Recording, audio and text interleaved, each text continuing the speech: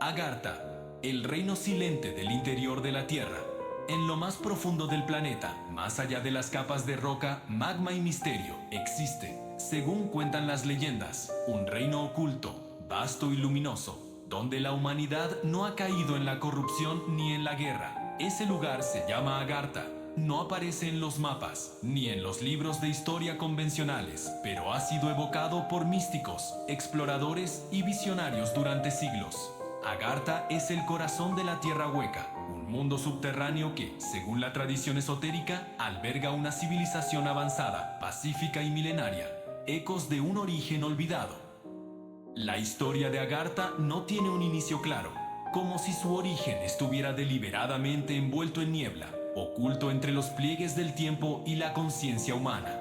Su rastro aparece en distintas culturas, en textos antiguos y en relatos transmitidos oralmente, como si fuera una memoria compartida que se manifiesta bajo distintos nombres y formas. Algunos la sitúan en los antiguos textos tibetanos, donde se habla de Shambhala, un reino interior oculto entre las montañas del Himalaya, gobernado por sabios iluminados que custodian el conocimiento espiritual de la humanidad. Shambhala no es solo un lugar físico, sino también un estado de conciencia, un símbolo de perfección y armonía que se alcanza tras un largo viaje interior.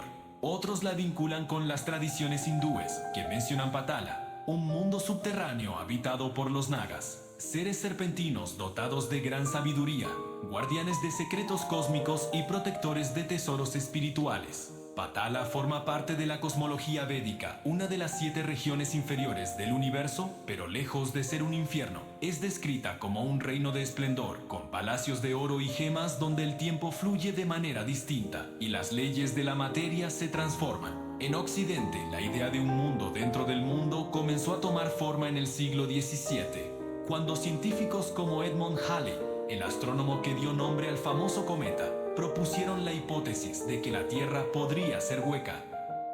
Halley imaginó una estructura esférica compuesta por capas concéntricas, cada una con su propia atmósfera y magnetismo, y especuló que en el interior podría existir vida. Aunque su teoría fue descartada por la ciencia moderna, abrió la puerta a una fascinación que se extendería durante siglos: la posibilidad de que bajo nuestros pies exista un mundo oculto, paralelo, intacto. Pero fue en el siglo XIX y principios del XX cuando Agartha se convirtió en un mito moderno, alimentado por el auge del ocultismo, el orientalismo y las exploraciones esotéricas. Escritores como Alexandre Saint-Yves d'Alveidre, un místico francés, afirmaron haber recibido información secreta sobre este reino oculto a través de comunicaciones telepáticas con maestros espirituales. En su obra Misión de l'Inde Saint-Yves, describió a Agartha como una civilización subterránea regida por el gobierno oculto del mundo. Una jerarquía espiritual que vela por el equilibrio planetario y que desde su retiro influye en los acontecimientos humanos sin intervenir directamente. Según él, Agartha era el centro de una red de conocimiento universal, donde se conservaban las enseñanzas de todas las religiones y filosofías, esperando el momento adecuado para ser reveladas. Ferdynand Ossendowski, un explorador y escritor polaco, reforzó el mito con sus relatos de viaje por Asia Central. En su libro Bestias, Hombres y Dioses, publicado en 1922, narró cómo durante su huida del régimen bolchevique, escuchó historias de monjes tibetanos que hablaban de un reino interior inaccesible, donde los sabios custodiaban conocimientos ancestrales y desde donde se emitían vibraciones que influían en el destino del mundo. Ossendowski no afirmaba haber estado allí, pero sus descripciones eran tan vívidas y detalladas que muchos lectores creyeron que había tenido contacto directo con los guardianes de Agartha. Desde entonces, el nombre de Agartha comenzó a circular en círculos esotéricos, ocultistas y teosóficos, convirtiéndose en sinónimo de sabiduría oculta, civilización perdida y esperanza espiritual. Su historia, aunque fragmentaria y envuelta en misterio, se convirtió en una narrativa poderosa que hablaba de un mundo mejor, escondido en las entrañas del planeta, esperando el despertar de la humanidad para emerger y compartir su luz. Puertas entre mundos. Según la leyenda, Agartha no está completamente aislada. Existen entradas secretas repartidas por todo el planeta, en el Himalaya, en las cavernas de América del Sur, en los polos, en las profundidades del Amazonas e incluso bajo la meseta de Giza.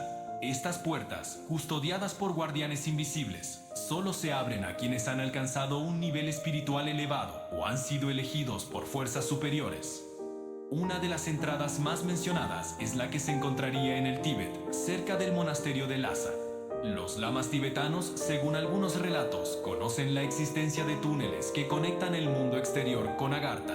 También se habla de una red de galerías subterráneas que atraviesan continentes, como arterias ocultas que conectan los puntos energéticos del planeta. En la tradición esotérica, estas entradas no son meramente físicas, son también simbólicas. Representan el acceso al conocimiento interior, al despertar espiritual, al descenso al inconsciente profundo. Agartha, en ese sentido, no solo es un lugar geográfico, sino un estado del alma, el reino de la luz interior. Agartha es descrita como un reino de belleza indescriptible. Sus ciudades están construidas con materiales que no existen en la superficie y brillan con una luz propia, sin necesidad de sol. La atmósfera es pura, el aire vibrante y el tiempo fluye de manera distinta. Los habitantes de Agartha, a veces llamados agartianos, son seres humanos, pero también se habla de razas antiguas, híbridas o evolucionadas, que han vivido allí desde antes del hundimiento de Lemuria y la Atlántida. El gobierno de Agartha es teocrático y sabio. En el centro del reino se encuentra la ciudad de Shambhala, donde reside el rey del mundo, una figura mística que representa la conciencia superior de la humanidad. Este monarca no gobierna con poder militar, sino con sabiduría, compasión y conocimiento. Se dice que está en contacto con los grandes maestros espirituales del planeta y que interviene solo cuando el equilibrio global está en peligro. Los agartianos poseen tecnologías avanzadas, basadas en la energía libre, la vibración y la armonía con la naturaleza. Han desarrollado formas de transporte, comunicación y sanación que superan cualquier logro de la superficie. Pero no buscan conquistar ni imponer. Su misión es custodiar el saber, proteger la tierra desde dentro y esperar el momento en que la humanidad esté lista para recibir sus enseñanzas. Agartha en la historia secreta.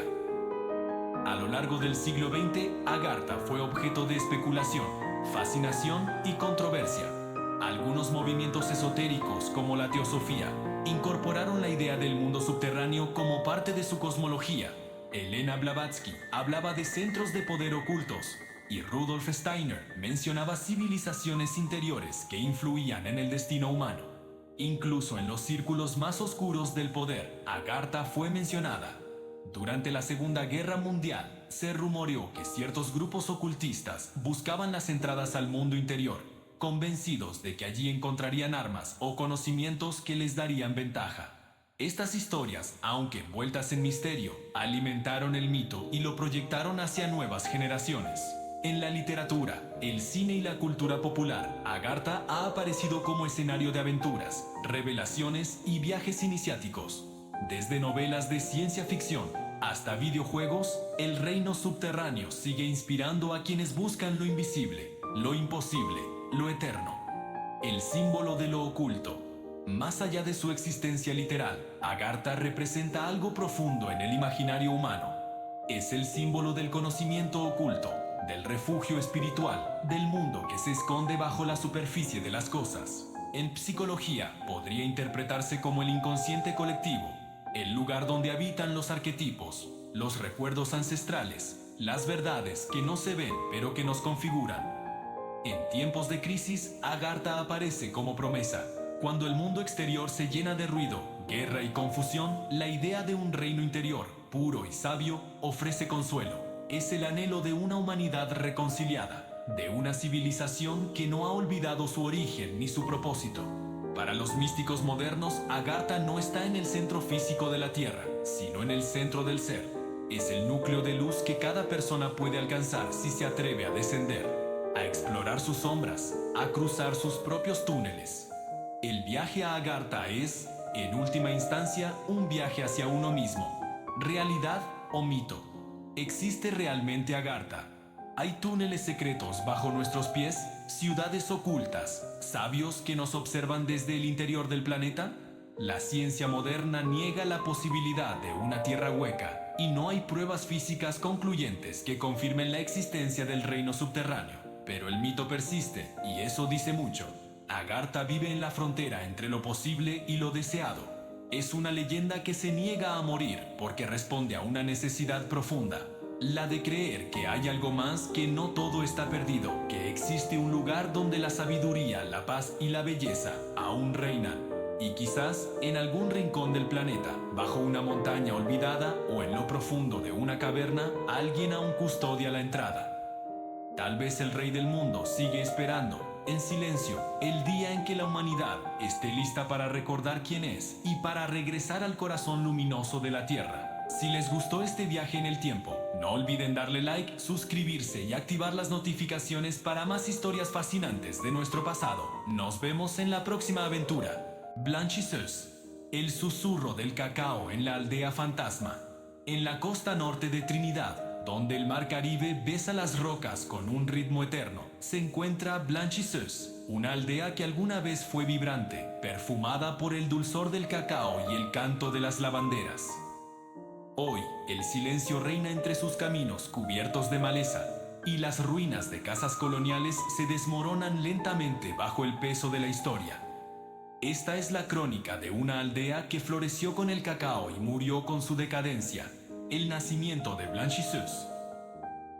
La historia de Blanchisseuse comienza en 1783, cuando la cédula de población permitió a colonos franceses establecerse en Trinidad, atraídos por la promesa de tierras fértiles y un clima tropical ideal para la agricultura. Fundaron pequeñas aldeas a lo largo de la costa. Blanchisseuse recibió su nombre de un curioso episodio. El capitán británico Frederick Mallet, al cartografiar la zona tras la capitulación española en 1797, observó a mujeres lavando ropa en el río Marianne. Sin nombre oficial, el lugar fue bautizado como Blanchisseuse, que en francés significa lavandera.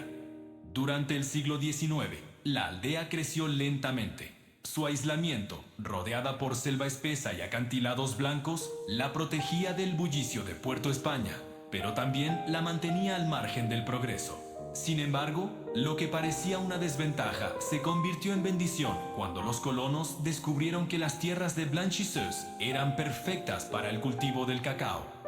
El auge del cacao. A mediados del siglo XIX, el cacao se convirtió en el oro marrón de Trinidad, una joya agrícola que transformó radicalmente el paisaje económico y social de la isla. La demanda internacional, impulsada por las crecientes industrias chocolateras de Europa, especialmente en Inglaterra, Francia y Suiza, alcanzaba niveles sin precedentes. Los colonos franceses, herederos de una tradición agrícola refinada, junto con criollos locales y algunos británicos recién llegados, vieron en las laderas húmedas y fértiles de Blanchisseuse una oportunidad dorada. Allí, entre la bruma matinal y el canto de los tucanes, comenzaron a plantar árboles de cacao con esmero casi reverencial. La variedad trinitaria, un híbrido entre el criollo y el forastero, surgió como una bendición de la tierra, resistente, aromática y de sabor complejo. Pronto se convirtió en una de las más codiciadas del mundo. La aldea, hasta entonces modesta y aislada, comenzó a transformarse con una energía nueva. Surgieron caminos de tierra serpenteantes que conectaban las plantaciones con el corazón del pueblo, facilitando el transporte de las mazorcas recién cosechadas. Se construyeron casas de secado con techos altos y ventilación cruzada, donde el cacao fermentaba lentamente en cajas de madera antes de ser extendido al sol sobre esteras de palma. El aroma dulzón y terroso impregnaba el aire, mezclándose con el salitre del mar cercano. Pequeños embarcaderos improvisados permitían que los barcos llegaran a la costa, cargando sacos de cacao que cruzaban el Atlántico rumbo a los mercados europeos, donde se transformaban en delicadas tabletas y bombones. La economía local floreció. Familias enteras se involucraban en el proceso, desde la recolección de las mazorcas, la extracción de las semillas, la fermentación, el secado y el empaquetado. Los niños aprendían desde pequeños a distinguir las vainas maduras, mientras los ancianos enseñaban técnicas ancestrales de cultivo y conservación. El cacao no era solo sustento, era símbolo de unidad, de tradición, de orgullo colectivo. Las jornadas eran largas, pero el trabajo tenía sentido, y la tierra respondía con generosidad. Los domingos tras la misa, en la pequeña iglesia de madera que se alzaba junto al río Marián, los aldeanos se reunían bajo los árboles de mango y flamboyán para compartir historias, intercambiar semillas, discutir precios y celebrar las cosechas. Las mujeres preparaban dulces con cacao y coco, mientras los hombres hablaban de nuevas técnicas de injerto y de los rumores que llegaban desde Puerto España. El cacao era moneda de cambio, era prestigio, era esperanza. Se usaba para pagar servicios, para regalar en bodas, incluso como ofrenda en rituales religiosos. Blanchisseuse, aunque pequeña y escondida entre la selva y el mar, se convirtió en un enclave próspero, un ejemplo de cómo la tierra podía sostener a una comunidad entera cuando se la trataba con respeto y dedicación. El principio del fin.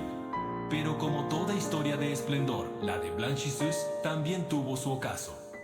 A principios del siglo XX, la industria del cacao comenzó a tambalearse. Las enfermedades como la pulto pumano, escoba de bruja, y el caja, mal del brote, atacaron los cultivos, reduciendo drásticamente la producción. Los precios internacionales cayeron y los grandes compradores europeos comenzaron a buscar cacao más barato en África y Asia. El aislamiento que antes protegía a Blanchisseuse se convirtió en condena. Sin acceso fácil por carretera y con una costa difícil para el desembarco, los comerciantes dejaron de venir. Las familias comenzaron a emigrar hacia el sur, buscando trabajo en las fábricas de Puerto España o en las plantaciones de caña de azúcar. Las casas de secado quedaron vacías. Los árboles de cacao, sin cuidado, fueron devorados por la selva. La escuela cerró por falta de niños y la iglesia, antes llena de cantos, se convirtió en refugio de murciélagos. La aldea fantasma. Para la década de 1950, Blanchisseuse era poco más que un susurro en la memoria de los ancianos. Las casas coloniales, construidas con madera y piedra, comenzaron a desmoronarse. Las veredas se cubrieron de musgo, y el río Marián, testigo de tantas historias, fluía en silencio. Solo unos pocos se quedaron, aferrados a la tierra por nostalgia o necesidad. Cultivaban pequeños huertos, pescaban en la costa y contaban a los visitantes historias de tiempos mejores. Aquí el cacao era rey, decían, señalando los troncos secos de los árboles que una vez alimentaron a la aldea. Blanchisseuse se convirtió en un pueblo fantasma, no por completo deshabitado, sino por la ausencia de su alma. El cacao. Las ruinas no eran solo físicas, eran emocionales. Cada piedra caída, cada techo colapsado, hablaba de una época en que la tierra daba frutos y la comunidad florecía. El eco del pasado. Hoy, Blanchisseuse es conocida por su belleza natural, playas vírgenes, senderos selváticos y una tranquilidad que atrae a turistas y excursionistas. Pero bajo esa calma se esconde una historia de lucha, de esperanza y de abandono. Los visitantes caminan por los restos de las casas coloniales sin saber que allí, hace más de un siglo, se fermentaba el cacao que deleitaba a Europa. Algunos aventureros encuentran herramientas oxidadas, fragmentos de cerámica, incluso semillas secas entre las hojas. Son vestigios de una civilización agrícola que sucumbió al mercado global. Los descendientes de los antiguos colonos, ahora dispersos por Trinidad y Tobago, recuerdan a Blanchisseuse como el lugar donde sus abuelos aprendieron a amar la tierra. Algunos han intentado revivir el cultivo del cacao, pero el terreno, aunque fértil, ya no tiene la infraestructura ni el apoyo necesario. Reflexión final. La historia de Blanchisseuse es la historia de muchas aldeas en el Caribe y América Latina, lugares que florecieron con una industria agrícola y murieron cuando el mercado cambió. Es también una lección sobre la fragilidad de las economías dependientes de un solo producto y sobre la importancia de preservar la memoria de quienes trabajaron la tierra con amor. Blanchisseuse no está completamente muerta. Vive en los relatos, en las ruinas, en el aroma que aún emana de la tierra húmeda. Y quizás, algún día, el cacao vuelva a crecer entre sus árboles, no como industria, sino como homenaje. Si les gustó este viaje en el tiempo, no olviden darle like, suscribirse y activar las notificaciones para más historias fascinantes de nuestro pasado. Nos vemos en la próxima aventura. Is, la ciudad que desafió al mar y fue castigada por los dioses. En la brumosa costa de Bretaña, donde el Atlántico golpea con furia las rocas y el viento parece susurrar secretos antiguos, se esconde una de las leyendas más fascinantes de la mitología celta. La historia de Is, una ciudad espléndida y poderosa que fue tragada por el mar como castigo divino por su corrupción y decadencia. El nacimiento de Is, mucho antes de que las campanas de las iglesias se alzaran sobre los pueblos bretones, cuando los caminos eran apenas senderos entre bosques encantados y los druidas aún caminaban entre robles sagrados, recitando fórmulas ancestrales, los dioses celtas reinaban en el corazón de los hombres. En aquel tiempo de niebla y misterio, donde el mundo parecía un joven y las fuerzas de la naturaleza eran temidas y veneradas, gobernaba en Cornualles el rey Gradlón, un monarca de noble linaje, sabio en el consejo y valiente en la batalla. Su nombre era pronunciado con respeto en las aldeas y en los salones de piedra, y su gobierno era considerado justo y equilibrado, como si él mismo fuera elegido por los dioses para mantener el orden en un mundo aún indómito.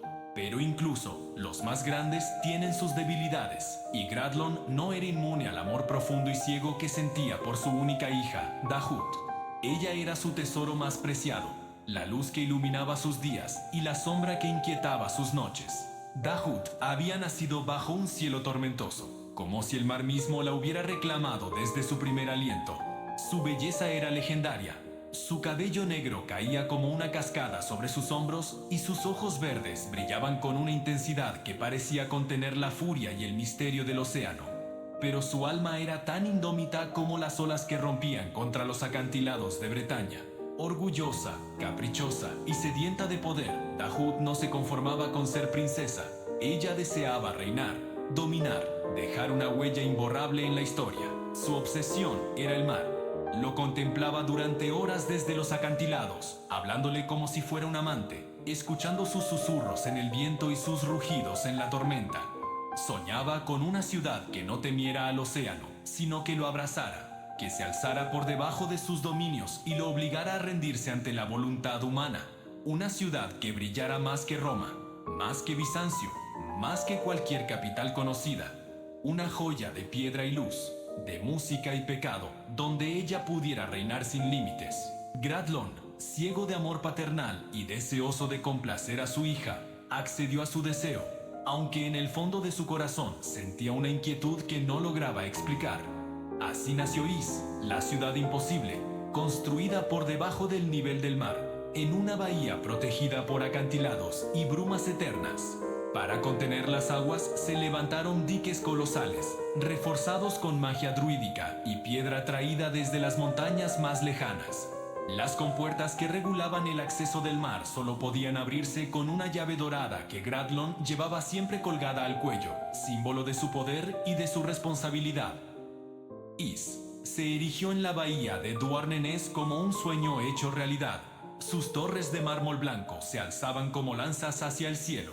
Sus calles adoquinadas brillaban con la luz del sol, y sus palacios reflejaban el mar como espejos encantados. Las fuentes cantaban, los jardines florecían todo el año, y los muros estaban adornados con esculturas que narraban las gestas de los antiguos héroes celtas. Era una maravilla arquitectónica, un prodigio de ingeniería y arte, un milagro humano frente al poder de la naturaleza. Los bardos cantaban su gloria. Los comerciantes acudían desde tierras lejanas, y Dahut reinaba desde su palacio de cristal, convencida de que había vencido al mar y a los dioses. Pero bajo esa belleza deslumbrante, algo oscuro comenzaba a gestarse. Is no solo desafiaba al océano, desafiaba el equilibrio del mundo. El esplendor y la decadencia. Durante años, Is floreció.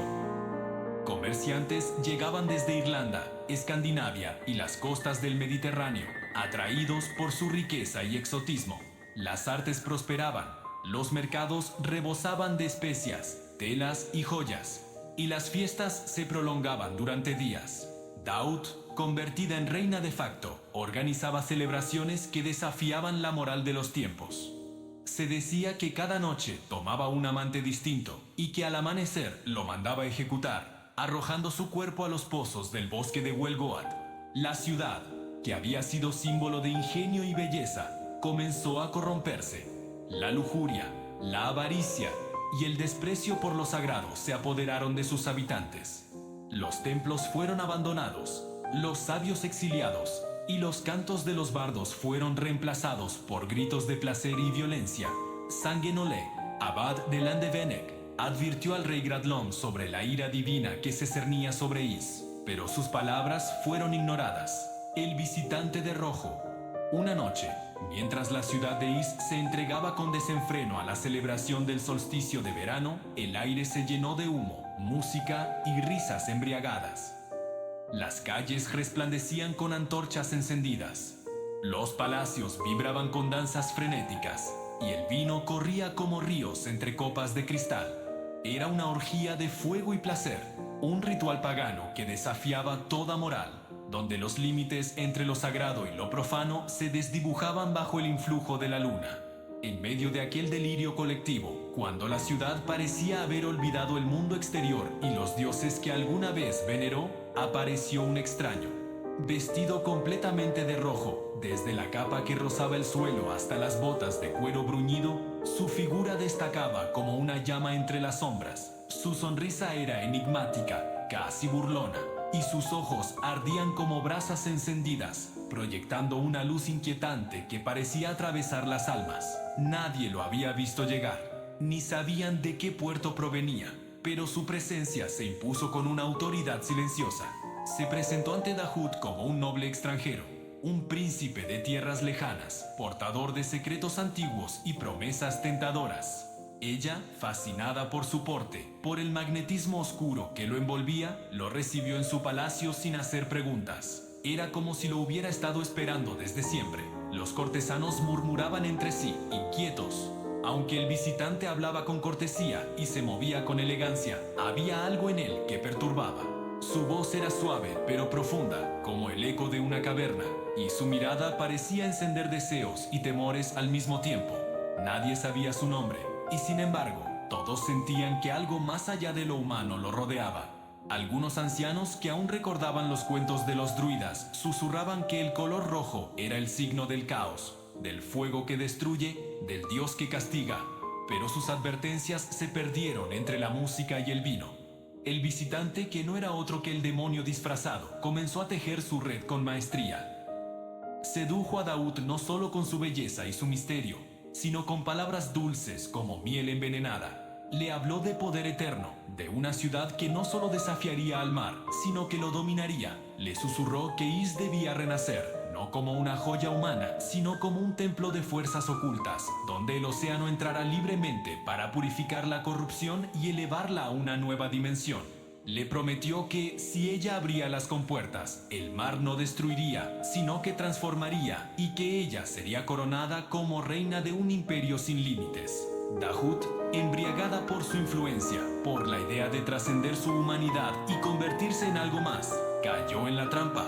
En medio de la noche, mientras su padre dormía profundamente en su cámara, ella se deslizó como una sombra entre los cortinajes. Con manos temblorosas, robó la llave dorada que Gradlon llevaba colgada al cuello, símbolo de su autoridad y del equilibrio entre la ciudad y el mar. La sostuvo entre sus dedos como si fuera un talismán, sintiendo que el destino entero de Is palpitaba en ese pequeño objeto. Sin dudar, la entregó al visitante, sellando así el pacto que cambiaría para siempre la historia de la ciudad. El castigo, esa noche, una tormenta se desató sobre la bahía. Las olas golpeaban los muros de Is con una furia nunca vista y el cielo se iluminaba con relámpagos que parecían lanzas divinas. El demonio abrió las compuertas y el océano, liberado de su prisión, galopó por las calles de la ciudad como un ejército vengador. Las torres se derrumbaron, los palacios se inundaron y los gritos de los habitantes se mezclaron con el rugido del mar. Gradlon, despertado por Sanguenolé, montó a su caballo mágico Morbark y huyó de la ciudad. Dahut, atrapada por las olas, gritó por ayuda. El rey, movido por el amor, la subió a su montura, pero el peso de sus pecados impedía que el caballo avanzara. El santo le ordenó que la arrojara al mar, y Gradlon, con el corazón roto, obedeció. Dahut desapareció entre las olas, y se dice que fue transformada en una sirena, condenada a vagar eternamente por las aguas de Pul David, donde aún hoy algunos aseguran verla en noches de luna llena. El silencio de las campanas, cuando el rey y el santo llegaron a tierra firme, miraron atrás. Is había desaparecido, el mar la había tragado, y solo quedaba una extensión de agua oscura y silenciosa. Gradlon se refugió en Quimper, que se convirtió en la nueva capital. Allí, entre las torres de la catedral de Saint-Corentin, se erigió una estatua ecuestre del rey, como recordatorio de la ciudad perdida. Pero la leyenda no terminó allí. Se dice que en días de calma, cuando el viento cesa y el mar se vuelve espejo, pueden oírse las campanas de Is resonando bajo las aguas. Algunos pescadores afirman haber visto torres sumergidas, y hay quienes creen que la ciudad resurgirá cuando el mundo esté preparado para vivir sin pecado. El legado de Is, la historia de Is, ha perdurado durante siglos, transmitida por bardos, monjes y poetas. Ha inspirado canciones, pinturas, novelas y óperas. Su mensaje es claro: ninguna obra humana, por magnífica que sea, puede desafiar a la naturaleza y a los dioses sin consecuencias. En Bretaña, la leyenda de Is es más que un cuento, es una advertencia, una metáfora de la arrogancia humana y del precio de la decadencia moral. Dahut representa el deseo sin límites, el poder sin responsabilidad. Gradlon, el amor ciego que lleva a la ruina, y el mar, eterno y paciente, es el juez que espera el momento justo para reclamar lo que le pertenece. ¿Mito o realidad?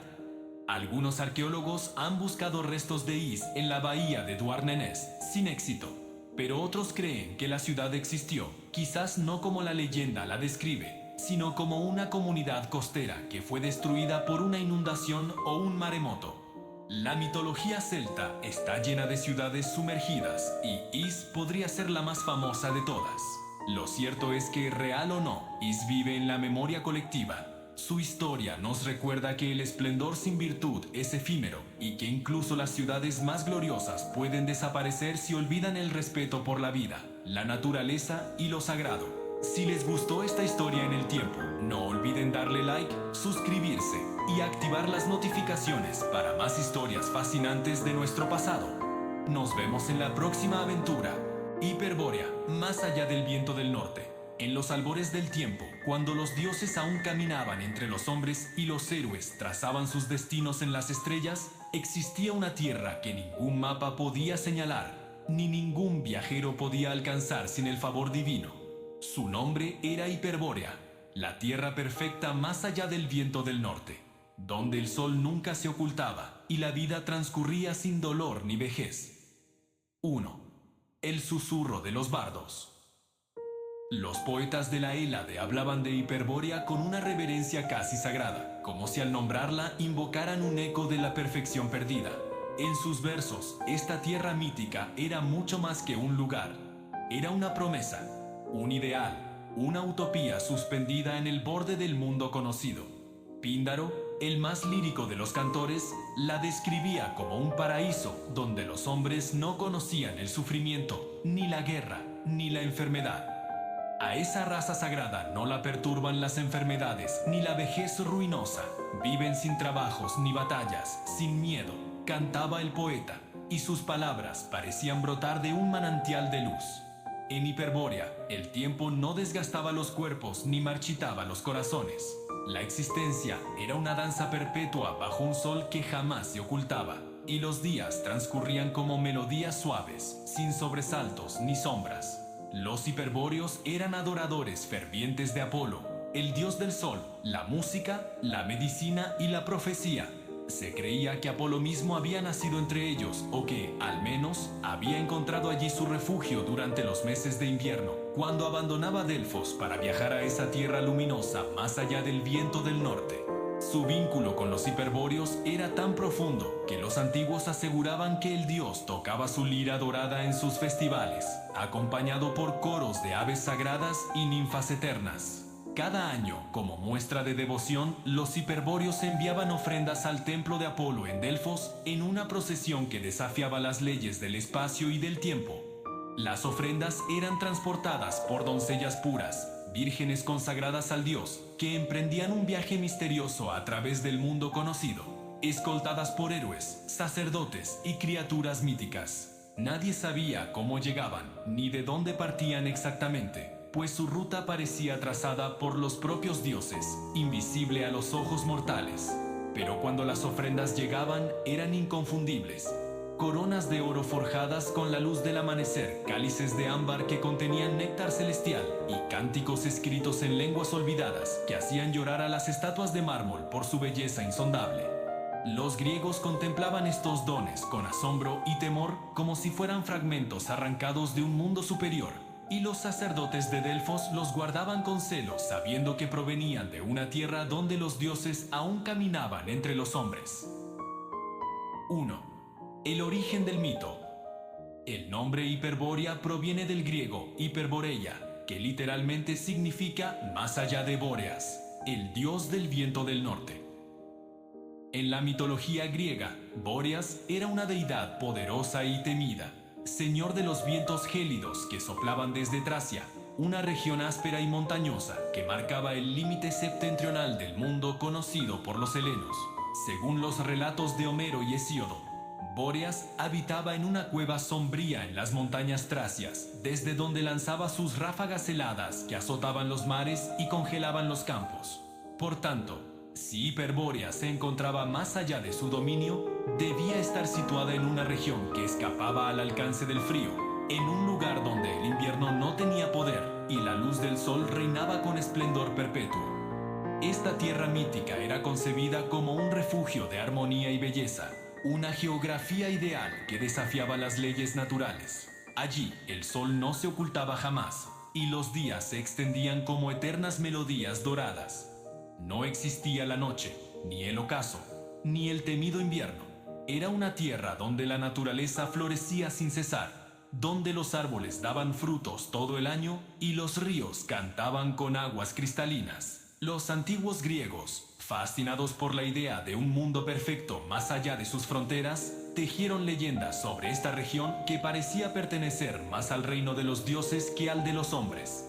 Heródoto, el gran historiador de Halicarnaso, recogió en sus crónicas relatos de viajeros y pueblos del norte que hablaban de una raza de hombres extraordinarios que vivía más allá de los montes ripeos, una cadena montañosa que marcaba el confín del mundo conocido. Según estos testimonios, en esa región remota el día duraba 6 meses y la noche nunca llegaba, como si el sol se hubiera enamorado de la tierra y se negara a abandonarla. Los habitantes de Hiperbórea eran descritos como seres longevos, sabios y pacíficos, ajenos a las guerras, al sufrimiento y a las pasiones destructivas que afligían a los pueblos del sur. La ubicación exacta de Hiperbórea fue objeto de especulación durante siglos. Algunos pensaban que se encontraba en el noreste de Asia, más allá de las estepas escitas y los desiertos siberianos. Otros la situaban en la Britania celta, entre los druidas y los bosques encantados de las Islas Brumosas. Algunos incluso la colocaban más allá del Danubio, en las regiones que hoy llamaríamos Escandinavia, donde los fiordos y las auroras boreales parecían reflejar la luz eterna de aquella tierra legendaria, pero ninguna expedición logró encontrarla, y su existencia quedó suspendida entre el mito y la esperanza, como un susurro que el viento del norte aún lleva consigo. 3. El viaje de Aristeas. Uno de los relatos más antiguos sobre Hiperbórea proviene del poeta Aristeas de Proconeso, quien escribió el poema perdido Arimaspea. En él narraba su viaje a través de las tierras de los Isedones, los arimaspos de un solo ojo, los grifos guardianes del oro, hasta llegar finalmente a los hiperbóreos. Aristeas afirmaba que los hiperbóreos vivían en armonía con la naturaleza, que sus ciudades estaban construidas con mármol blanco y que sus jardines florecían todo el año. No conocían el hambre ni la guerra, y sus sabios podían leer el destino en las estrellas. Algunos decían que Aristeas nunca regresó, que se convirtió en viento, y que su alma aún vaga entre los campos eternos de Hiperbórea. 1. El canto de Temisto. Temisto, hija del rey sabio de Hiperbórea, fue madre de Galeotes, un adivino descendiente de Apolo. Su historia se entrelaza con la de los oráculos sicilianos, que afirmaban tener sangre hiperbórea y el don de la profecía. Se cuenta que Temisto fue enviada por Apolo al mundo de los hombres para enseñarles el arte de la adivinación. Viajó por las islas del Egeo, por las costas de Sicilia y por los templos de Delfos. dejando tras de sí una estela de sabiduría. Pero su corazón siempre añoraba la tierra de donde venía, donde los ríos cantaban y las montañas dormían bajo el sol perpetuo. 1. El desafío de Perseo. Perseo, el héroe que venció a Medusa, también soñó con Hiperbórea. Tras sus hazañas, deseaba encontrar un lugar donde pudiera descansar, lejos de las intrigas de los dioses y los hombres. Consultó al oráculo de Dodona, quien le habló de una tierra más allá del viento del norte, donde los héroes eran bienvenidos y el tiempo no los alcanzaba. Perseo emprendió su viaje, cruzando Tracia, los montes ripeos y las tierras de los escitas. En cada paso, el frío se hacía más intenso, pero su determinación lo mantenía firme. Finalmente, llegó a un valle donde el viento cesó, el cielo se tornó dorado y una ciudad resplandeciente se alzaba ante él. Era Hiperbórea. Allí fue recibido como un hermano. Los hiperbóreos le ofrecieron vino de estrellas, pan de ambrosía y música que curaba las heridas del alma. Perseo vivió allí hasta el fin de sus días, y cuando murió, su cuerpo se convirtió en constelación, guiando a otros héroes hacia la tierra perfecta. 1. El misterio eterno. A pesar de los relatos, Hiperbórea nunca fue encontrada por los mortales. Algunos la buscaron en los hielos del Ártico, otros en las islas del norte, y algunos en los sueños de los poetas. Pero siempre permaneció esquiva, como un susurro en el viento, como una promesa de algo mejor. Los filósofos como Aristóteles y Heráclides Póntico debatieron su ubicación, algunos creyendo que era una tribu celta más allá de los Alpes. Otros pensaban que era una metáfora, una alegoría de la perfección, un ideal inalcanzable que los griegos usaban para imaginar un mundo sin dolor. Setio, el legado de Hiperbórea. Aunque la tierra perfecta nunca fue hallada, su leyenda perdura. En cada canto épico, en cada templo dedicado a Apolo, en cada historia de héroes que buscan algo más allá de lo conocido, Hiperbórea vive. Es el símbolo de la esperanza, del deseo humano de trascender, de encontrar un lugar donde el alma pueda descansar. Es la Atlántida del Norte, el Edén helénico, el sueño que nunca muere. Si les apasiona la historia, como a mí, no olviden darle like a este video y suscribirse al canal para más historias fascinantes del mundo antiguo. Nos vemos en la próxima aventura arqueológica.